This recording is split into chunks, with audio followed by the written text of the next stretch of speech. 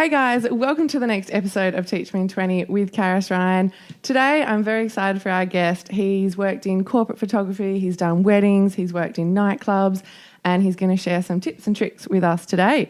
Welcome, Ezra. Hi, how are you today? I'm fantastic. I love it when people ask how I'm doing. Yeah, I'm great. Well, how are you? Not bad, not bad. I woke up this morning and just the cat decided he'd sleep on my head for the first time. Oh, that's always great. So I woke up to just this furry ball of 8 kilos. So you had cat ass in you? Yeah, pretty much.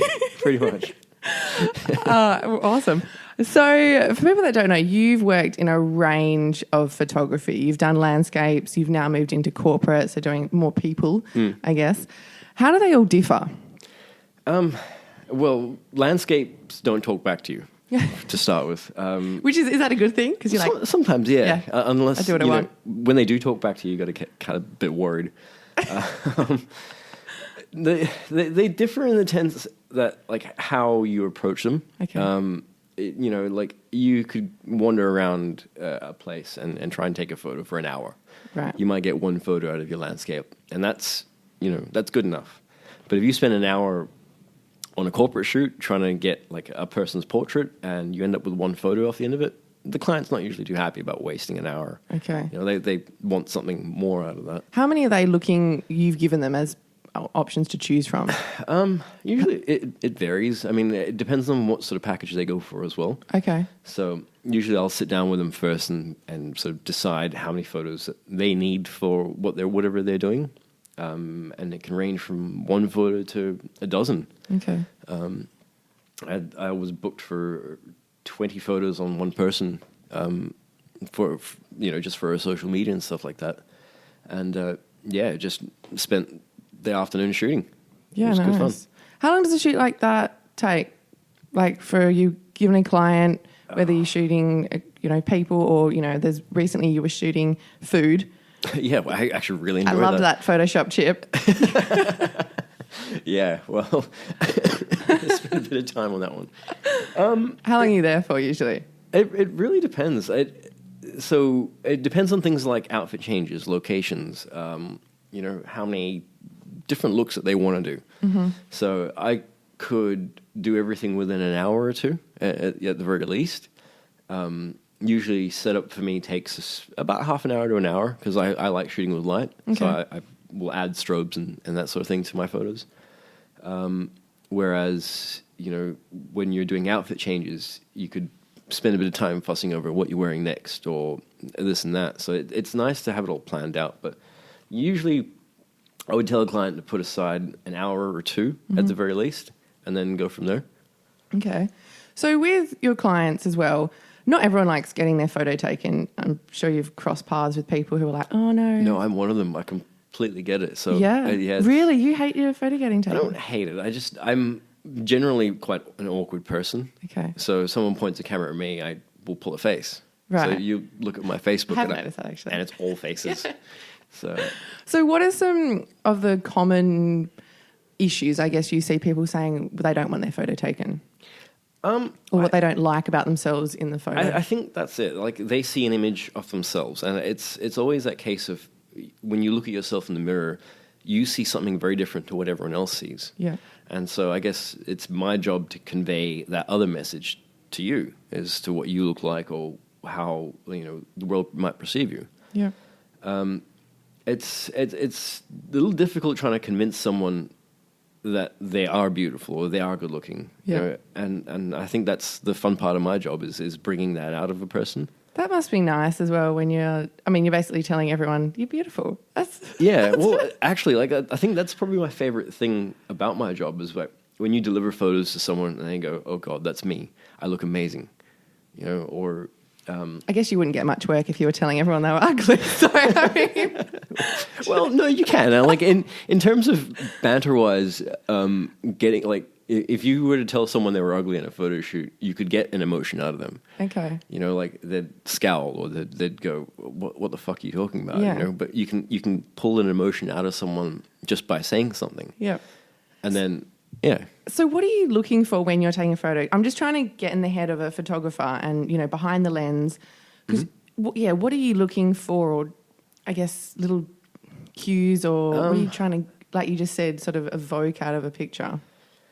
I guess, like, in my mind, I've got sort of a bank of photos or a bank of, like, poses or ideas and things like that. And that so look good. Yeah, so usually I would pre-plan a shoot. I would, go and look at, or it's called storyboarding. Okay. So I would put together a whole bunch of photos and looks and things that I want to do in my photo shoot. So I would not copy them, but use them as inspiration. Yep. And that way, so someone poses a certain way, and then all of a sudden I'm like, right, that's what I planned. Shoot that. Right. Everything's all set up already. So when we did that shoot, all the lights were ready. I didn't touch any of the lights. They were all just there and set up. Yeah. And then, you're just kind of looking for what you're shooting next. Yeah, awesome. I got to, for everyone listening, got to play model for Ezra, which was fun, in his studio. So that was cool. Photos are on my Instagram. Yes. Ezra Alcantra. I think it's... Yeah, at Ezra Alcantra. At Ezra Alcantra. Yeah. I just changed it. So okay. It used to be anywhere else. And, it was good when I was traveling.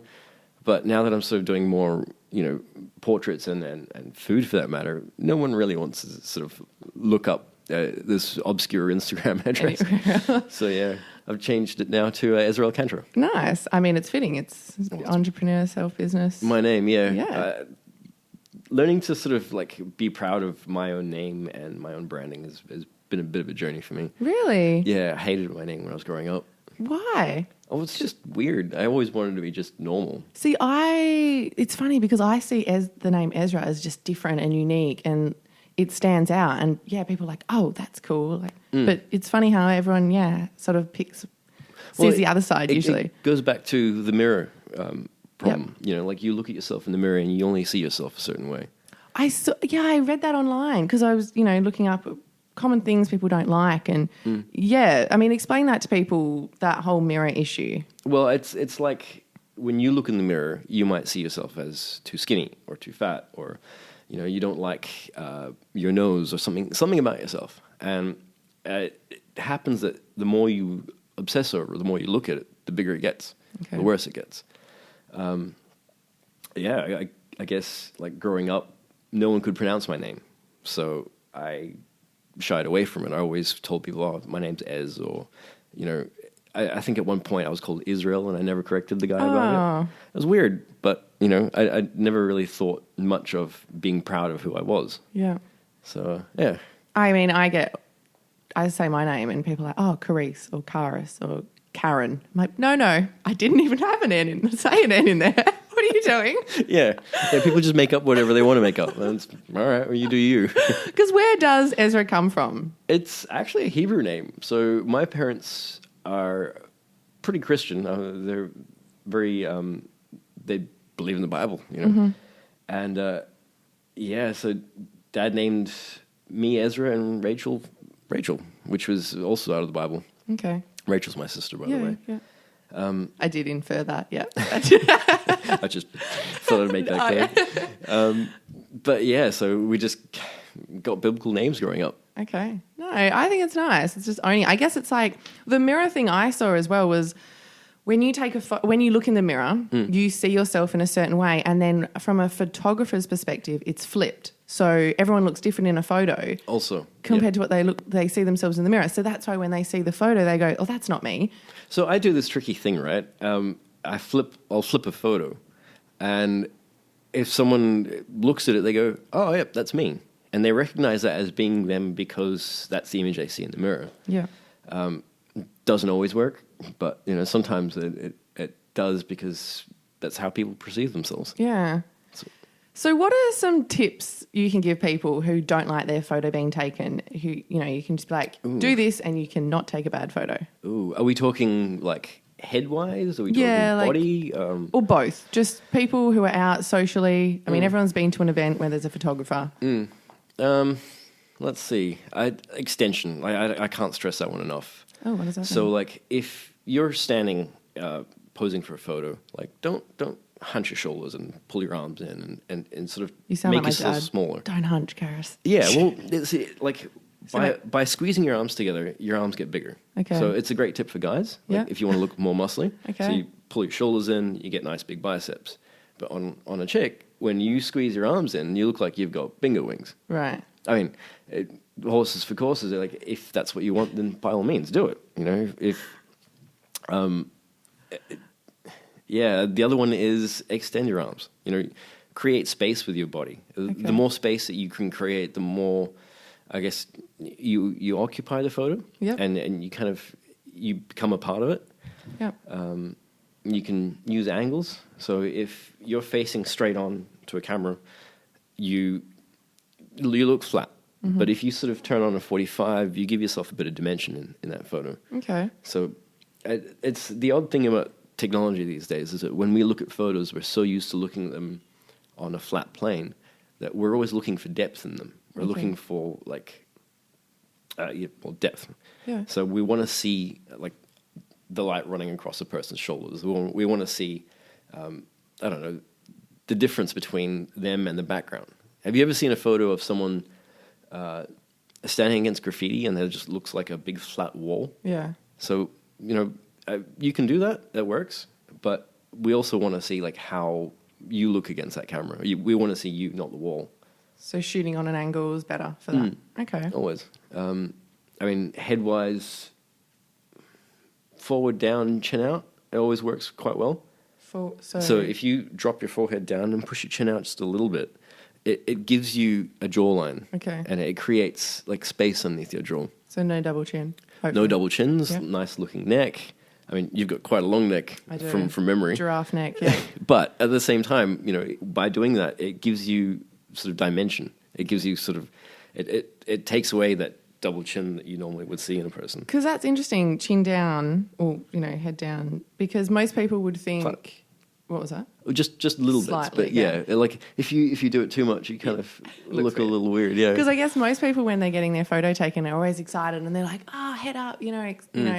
The worst thing I see in a lot of like club photography I do is when a person leans back and away from a camera. Okay. So I don't know if that was on there, but when you lean back and away from a camera, it exaggerates your leg and your torso and then shrinks your head, your shoulders. So by doing that, you look like a thumb. Yeah. If that's what you want to do, by all means, but it never works. I've always taken photos like that, and people look at them and they go, I look terrible. And I'm like, let's not do this again. Yeah. Let's not pose like that. Let's, change it up a bit. Yeah. Do people change up? Or are they still like, no, this is my pose. I look fire. Sometimes, yeah. And then there's just no convincing people like that because that's what they want to do. So what about people who, I'm sure at some stage everyone has to get like corporate shots. That's what we did together. What are things that people need to make sure they're doing in those? So I guess, they need to be well lit, like front on or side on. What makes them look There's different styles of corporate photography. I mean, it also depends on what you're after in terms of for your social media or your LinkedIn profile and that sort of thing. What sort of image you want to convey? Yeah. I think the biggest thing to remember is just to be happy. I mean, there's nothing worse than you go into a shoot like that and you're like, all right, I've got to get this done. I'm wasting my time here because this is not worth anything. But you have to remember that this is your face and this is your image that we're creating. Like, it doesn't matter to me because I'll take this photo, send it on to you, and at the end of the day, if you're not happy with it, I'm going to come back and redo it again. Yeah. But if you just learn to work together, you normally end up with something pretty good. Yeah, nice. So what about weddings? Let's move on to, say, weddings and, I guess, big events. A lot of people nowadays are opting like, do we need a professional photographer? Yep. I could do it myself. Or people even put, like, Polaroids on, tables. And why... I mean, you've just given some tips then, but, like, why should people use a pro like you at their event rather than just trying to think they could do it themselves? Okay. All right. Aside from weddings, let's talk about events. Let's treat them both separately. Event photography is not just taking photos of an event, and it's not just capturing that moment. It's your marketing for your next one. Yeah, good You know, point. I had to try and educate someone about this the other day, and she's like, "Oh, I've got no money for a photographer, and you know, we didn't include it in the budget." And I'm like, "Do you want to do this event again? Like, do you want to create another one and sell yourself for however many you want to do?" And she said, "Yes." I'm like, "Well, hire a photographer." The point of what we do is create marketing material for you. It's not about memories of every person that we've photographed in there. You're like, I don't care about the people. Yeah, well, I mean, you think about why a nightclub would spend money having a photographer there every weekend. And so their name is always on the top of your Facebook media profile or your picture or anything like that. But it's so that they're always on the forefront of your memory of what you're looking at. No, that's fantastic advice. Wedding photography, similar, but they're photos that you'll keep with you for the rest of your life. Hopefully, you know, especially in this digital age where data is lost so easily. I recently lost 2 hard drives that hurt a lot. Oh, no. But the idea is to create memories that you can print on your walls. You know, I mean, it's a lovely picture, right? Yeah. How much nicer would that be if that was a picture of you, you know, in your wedding dress on your wedding day? Matt doesn't believe in wedding photos, so probably sore topic, but well, you know, we can convince our him later friends on just got a really lovely one put on their wall, and he really liked that. So, but then that's exactly that. You know, like how many of your friends have you walked into a house and gone, "Oh my God, that's beautiful." Yeah, you know, and it's that not so much showing off, but it's like, I don't know, showing to people that that's you. Yeah, you know? and especially in a wedding, it's the one day where you're going to look the best probably in your life. So, well, you spend so much time and so much effort getting everything else ready. Why not have something there to remember it by? Yeah, exactly. And that's I think the main point of wedding photos is that memory, or you know, those images. Yeah, I still look back at my parents' ones, and I'm like, that's what you looked like. Oh, but so what? From a business standpoint as well. I see a lot of posts online who are like, oh, I'm looking for a photographer, you know, under however $100 or something. In all fairness to a photographer, what should they be getting paid, you know, roughly? What do you mean? So, like, they go to an event, you know, where it might be different for weddings as well because everyone charges more at weddings. But just so a photographer is getting, you know, it's fair to them because there's also post-production stuff. Yep. What's a fair price that a photographer should be getting paid at a corporate event and at a wedding? Oh, I can't really comment on wedding photography because like that's usually done as a package. Okay. So that's the whole day or a couple of hours covered, and that's sort of worked out with the client. But event photography, you'd be looking at anywhere between $80 to $120 an hour. Okay. Which includes all your post-processing. Yep. Depending on what you're doing. Also depending on the skill of the photographer as well. Yeah. When I started, I was charging $30 an hour. Wow. You know, and that was with all my own gear. That was to and from the event. That was everything. Yeah. Including post-processing, going home editing my photos. Yeah. How long is that taking as well for people that don't know the work that goes in after the event? Okay, so if we're looking at event photography, you could look at every hour that I'm on the ground shooting the event. I'm probably spending about an hour at home editing as well. Wow. Anywhere from half an hour to an hour and a half. Okay. Depending on how it went. That's incredible. Yeah. Sometimes, like we were talking about getting it right in the camera first. Yeah. We were talking about getting our computer set up to record this properly. Yeah. And the idea is like if I shot an event and maybe fuck something up along the way and then realize, crap, maybe I can't fix this. So I'll go home and spend all that time trying to get it right in post. And that's kind of where it really eats into your time is like you spend all that time trying to claw it back a little bit. Yeah, I did that recently actually, and it just blew out like the amount of time I spent editing on these photos. That must be annoying because you're like, I've done this shoot. A little bit. I'm overseeing these people on screen. A little bit.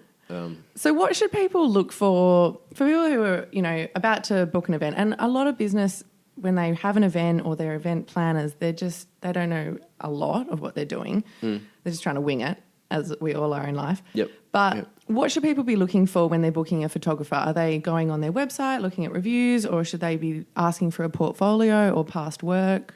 bit of everything. I mean, these days, especially with Facebook, people will create a post and be like, "Hey, looking for a photographer," and that can incite, send me a DM with your portfolio or link me to your website or your Instagram. As a photographer, you should have all three. Okay. You should have a portfolio, things that you keep to go, this is me, this is what I do. Websites are important. I'm currently building mine at the moment. Mine's an absolute mess. EzraAlcantra.com. But I think having a solid portfolio and having something to show people what you can do is probably the most important thing. Okay. And by all means. So make sure they ask for that so they see you want to see who you're hiring. You want to see if their style of photos correlates to what you want for your image or your branding to look like. Mm-hmm. You want to see if they're good for that matter. I've seen plenty of event photographers who spend money on advertising and ads and all that sort of thing, but when you actually go through what they've shot, it's awful. Oh, okay. So, God, that must be annoying. It drives me up the wall. Yeah. Because, these people aren't good at what they do. They're just good at the marketing side of things. So it's That's an interesting point, actually, the difference between marketing and being on the same page as the photographer and the person who's the creative, producer out of it all. Well, it's a bit of a struggle sometimes, but it's also keeps me on my toes because if I don't, then the job goes to them, not me. Yeah. So is it possible to take or present a bad photo with all the editing software we have available these days? I want to say no, but yes. Like it's not really. I mean, the amount of photo manipulation you can do is amazing. Yeah. We've all seen Photoshop. Yeah. Expectation. Yeah, absolutely. And not just that, but like what you can do in terms of combining photos. So suppose I was doing a photo shoot and someone blinked, but their mouth had the perfect expression I wanted. I could actually transpose their eyes onto the rest of their face and make them look like they had open eyes. My gosh. So So then that must be comforting as well, because even if people hate getting their photo taken or they reckon they suck on camera, you can be like, babes, I got this. I got Adobe. You're good. I have a Creative Cloud subscription and I can do anything with it. What about... Yeah, actually. Actually. No, I know the amount of effort that goes into editing, so I'm not discrediting that. But what about cameras as well? Because technology has come so far. Massive. And you must have seen so many people over the years go, I'm now a photographer. And you're like, all right, I've got 10 years in the biz and you have just bought a camera. Look, a Nikon don't make a photographer. Honestly, when I started, I think that was me though. Okay. So, But you don't say that. You've got over 10 years in the biz. Well, no, I mean, when I started, I had a little mirrorless point and shoot camera. And a friend of mine was working for a designer, and she was like, "Oh, can you just photograph this event for me?" And I'm standing there with this little point and shoot camera, I'm so awesome, I'm doing such a great job, and and now I look back and think about it, that was, never mind. Yes and no. I mean, I've gone to events where I feel like I could shoot them on my phone. Mm-hmm. These days your phones are amazing. But at the same time, camera gear does matter. Well, I guess that's what you said before about what separates a pro to just having an amateur as well. It's just, are we headed down the line where the cameras are going to be that good and editing is so easy? Because at the moment, people would see Photoshop and be like, I don't know what this is. What do you think the future... Don't get me wrong, Photoshop can be really intimidating when you first start out with it. Yeah. But yeah, I mean, I guess that's kind of what makes what separates you from an amateur to being skilled, or even a pro for that matter. I actually just learning about the difference between an amateur and a pro, and it's not just someone who makes their income solely based on that job. It's someone who lives and breathes it. So is that you? Well, I'm getting there. I think I'm still crossing that line between amateur and pro. or maybe I'll feel like I always am. It's very humble. Well, thank you. But why do you love it as well? Why photography? I'm not sure. I honestly, like, it was something I picked up by chance and then realized like how much I really enjoyed it. We were talking about landscape photography earlier, and that's how I started. Just, being able to create a picture and being able to see people's reactions looking at it. Yeah. And I think that's kind of what drives me, is to see how people feel about things, is to see the emotion attached or what a person attaches to it. Yeah. I had a friend of mine actually send me a message and says, could you please print this out for me and send it to me? This picture means a lot. And it was a street photo that I'd done maybe about 3 or 4 years ago. And she turned around to me and she was like, that's where the psychiatrist works. And every time I see this photo, it reminds me of every good time that I've ever had there. All of the struggles I went through, like, coming back through that. And it was at that point I realized, like, there is something more to just taking a picture. There's an emotion that people attach to what they see. And yeah, I think I want to continue creating that. Yeah, that's beautiful. So you, as we said, ezraalcantra.com.au? No, just .com. And also on Instagram. So you've started your own business now. What advice would you give to budding photographers who want to be in the position that you are? Shoot and keep shooting.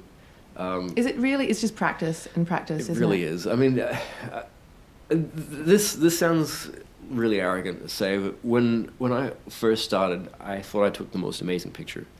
And I showed it to a friend of mine who was a professional photographer at the time and said, what do you think of this? What can I do better? And she just said, just keep shooting. Yeah. Just keep taking more photos and don't stop practicing. And at the time I was like, what? That's not really advice. That doesn't help me. That doesn't tell me anything about this photo. But now that I look back at it, I think by practicing so much, I'm able to look at something and critique it based on what I know. Yeah. So yeah, in terms of a budding photographer, find a good group of advisors or mentors. Find someone to teach you. Find someone who can take you under their wing and give you the ins and outs. I think realistically, the hard thing about a photography business isn't the photography itself; it's the business side of it. Right. Anybody can take pictures these days. I mean, especially with all the auto settings in your camera, you can take great pictures off of them. But if you can't run a business, it is something else altogether. Okay. So yeah, that's, I think, probably the best thing. Find someone to teach you how to run a business. Yeah, that's great advice. Ezra, this has been very educational. Thank you so much for teaching us all about photography. You're welcome. Thanks for having me. No worries. See you later, guys. Bye. Hey guys, I hope you enjoyed that episode of Teach Me in 20. If you did, make sure you show some love, hit it with a like down below and subscribe. That way you can keep up to date with the next step and keep learning something new with me. Bye.